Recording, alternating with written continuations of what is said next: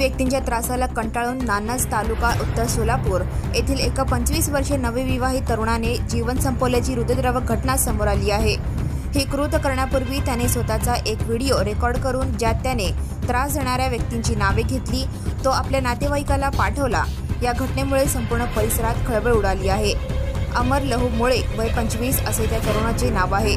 शनिवारी सायंकाळी त्याने वांगी कळमण रस्त्यालगतच्या गायरन जमिनीतील एका कडुलिंबाच्या झाडाला दोरीच्या सहाय्याने गळफास घेऊन आपले जीवन संपवले।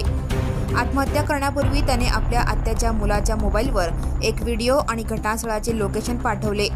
काही व्यक्तींच्या त्रासाला कंटाळून मी जीवन संपवत आहे, खंबीरपणे आमच्या पाठीमागे उभे राहा, माझ्या मोबाईलमध्ये पुरावे आहेत असे त्याने व्हिडिओत म्हटले आहे।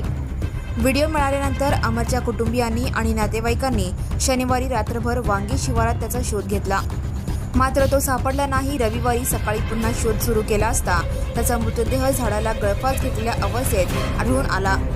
अमर हा वाहन चालक म्हणून काम करत होता।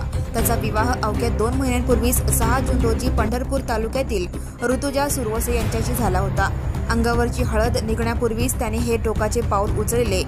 धक्कादायक म्हणजे अमरचे वडील मुलगा बेपत्ता झाल्याची तक्रार देण्यासाठी तालुका पोलीस ठाण्यात गेले असतानाच त्यांना मुलाच्या आत्महत्येची बातमी समजली।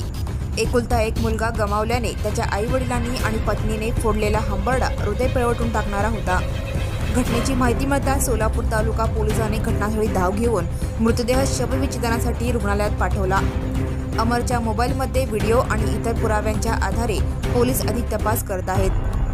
Subscribe now and press the bell icon. Never miss an update.